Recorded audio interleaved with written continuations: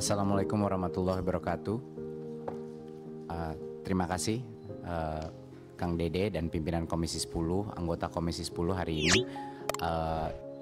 Hari ini kami akan mencoba menjelaskan beberapa prinsip-prinsip dasar secara singkat mengenai kebijakan ini.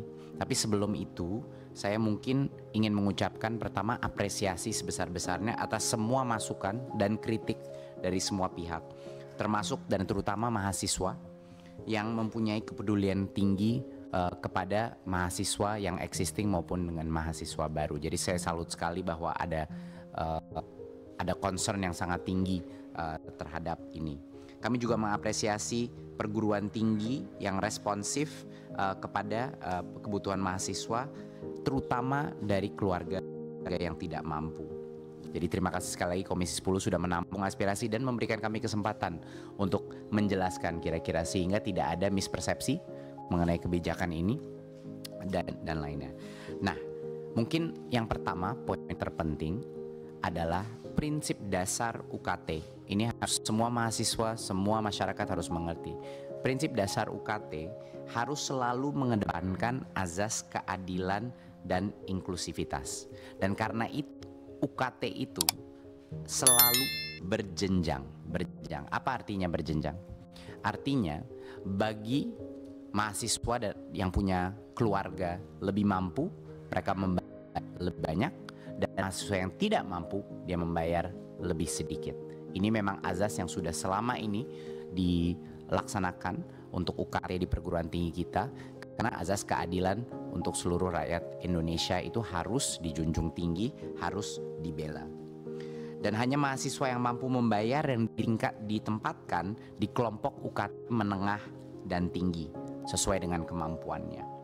Nah, jadi peraturan Kemdikbud ini menegaskan bahwa peraturan UKT baru ini hanya berlaku kepada mahasiswa baru, tidak berlaku untuk mahasiswa yang sudah belajar di perguruan tinggi.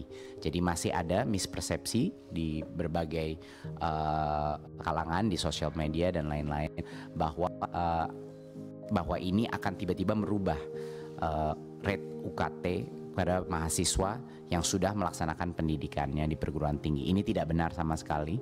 Ini hanya akan berlaku untuk mahasiswa baru dan sebenarnya tidak akan berdampak besar sama sekali kepada mahasiswa dengan tingkat ekonomi yang belum mapan atau belum memadai.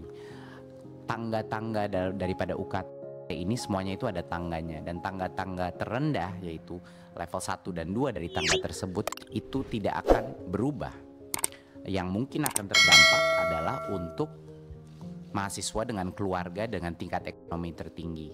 Memang itu adalah yang pasti saya. Dan lagi tidak ada mahasiswa yang seharusnya gagal kuliah atau tiba-tiba harus membayar lebih banyak akibat daripada kebijakan ini. Nah, sekarang kami mengetahui bahwa memang ada keprihatinan dari masyarakat dan mahasiswa mengenai apa yang terjadi. Sekarang kita sudah menjelaskan bahwa ini hanya tidak akan berdampak untuk mahasiswa yang sekarang sedang menjalankan perguruan tinggi.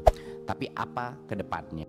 Beberapa hal yang kami akan komit dari Kemendikbudristek untuk mengurangi kecemasan di masyarakat. Yang pertama, menurut saya salah satu hal yang harus kita lakukan adalah memastikan bahwa universitas-universitas, terutama perguruan tinggi negeri, untuk memastikan Kemendikbud punya peran yang sangat kuat untuk memastikan kalaupun ada kenaikan harga, bahkan untuk tingkat atau tingkat ekonomi yang lebih tinggi, bahwa peningkatan itu rasional dan masuk akal. Jadi kami mendengar banyak desas-desus, ada lompatan-lompatan yang cukup fantastis ya. Tadi dari Komisi 10 terima kasih sudah memberikan, dan saya berkomit beserta untuk memastikan, karena tentunya harus ada rekomendasi dari kami untuk memastikan bahwa lompatan-lompatan yang tidak masuk atau tidak rasional itu akan kami berhentikan. Ya. Jadi kami akan memastikan bahwa kenaikan-kenaikan yang tidak wajar itu akan kami cek, kami evaluasi, kami assess, dan saya ingin meminta semua ketua perguruan tinggi dan prodi-prodi untuk memastikan bahwa kalaupun ada peningkatan harus rasional, harus masuk akal, dan tidak berburu-buru tergesa-gesa melakukan lompatan yang besar. Itu adalah komitmen pertama. Yang kedua adalah, dan ini komitmen bersama bukan hanya Kemendikbud tapi juga Komisi 10. Harapan saya ini menjadi komitmen bersama bahwa dengan adanya kebijakan ini mendorong baik Komisi 10 maupun juga Kemdikbudristek untuk berjuang untuk meningkatkan KIPK untuk mahasiswa-mahasiswa yang di tingkat ekonomi yang sangat membutuhkan. Jadi sebenarnya kami selama ini tentunya KIPK itu sudah meningkat ya dari tahun ke tahun, dan banyak kebijakan kita yang malah memperbesar unit cost pada KIPK sehingga bisa masuk prodi-prodi yang mungkin lebih mahal tapi yang dengan akreditasi yang tinggi.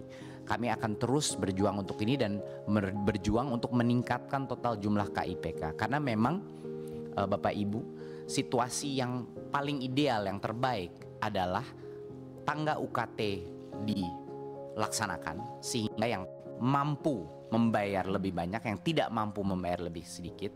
Dan untuk melaksanakan efektif, kita harus memastikan di bagian tangga paling rendah yang paling tidak mampu itu diberikan kesempatan melalui KIK. Jadi komitmen kami adalah untuk berjuang ke kementerian lain dan kepada dan harapan kami Komisi 10 dengan kita untuk berjuang untuk meningkatkan anggaran KIPK sehingga kita memastikan bahwa yang tidak mampu masih bisa mengikuti perguruan tinggi. Itu mungkin beberapa poin besar yang ingin kami utarakan. Tentunya setelah ini Ibu Sekjen akan menjelaskan sedikit mengenai postur anggaran kita, di mana masih juga banyak sekali mispersepsi di masyarakat mengenai berapa sih anggaran yang dikontrol oleh Kemendikbudristek. Ini sudah kita ulang ya, tapi mungkin karena di sini juga ada banyak teman media, ini bisa diperjelas sekali dan masyarakat dan mahasiswa akan mengerti bahwa yang di bawah Kemendikbudristek itu hanya proporsi kecil dari total anggaran pendidikan yang dikelola sebagai total kepemerintahan. Lalu setelah akan menjelaskan detail mengenai bagaimana kebijakan ini akan diimplementasi. Tapi sekali lagi saya ingin mengapresiasi semua masukan. Saya tahu banyak kecemasan yang mungkin berdasarkan informasi yang mungkin tidak semuanya informasinya benar, tapi juga banyak kecemasan juga mengenai bagaimana keadilan dan afirmasi di sistem perguruan tinggi kita. Dan menurut saya itu adalah kritik dan masukan yang sangat valid, dan saya senang sekali bahwa banyak mahasiswa mengambil tindakan untuk menyuarakan pendapat ini sehingga mendorong kita untuk lebih berjuang lagi untuk mahasiswa di Indonesia. Terima kasih sekali lagi. Untuk selanjutnya saya persilahkan ke Bu Sekjen. Pimpinan, interupsi. Pimpinan mohon izin karena kita ini kan membahas terkait dengan pendidikan tinggi ya. Dan pendidikan tinggi, saya lihat di sini ada pejabat yang baru dan memang belum pernah dikenalkan sama kita gitu ya. Beliau ini siapa, latar belakangnya gimana, terus apa perannya, terus kemudian yang lama kemana dan lain sebagainya. Saya rasa ini momen yang tepat karena kita bicara tentang universitas, perguruan tinggi, sehingga nanti kalau ada kesempatan bicara kita sudah tahu mitra kita yang baru ini. Terima kasih pimpinan. Ya baik, terima kasih. Boleh jadi karena mungkin sebagian besar masyarakat di Indonesia belum hafal dirjennya yang mana. Silakan Mas Menteri memperkenalkan. Terima kasih. Untuk memperkenalkan, ini Prof. Haris adalah Dirjen Dikti baru kita. Dulunya dekan di UI, ya. Warek di UI, dan sekarang sudah berapa bulan Pak? Udah 2-3 bulan ya. Sudah dalam tugasnya, dan kemarin sempat di Raker Ferenjob Pak. Sudah hadir di sini perkenalkan.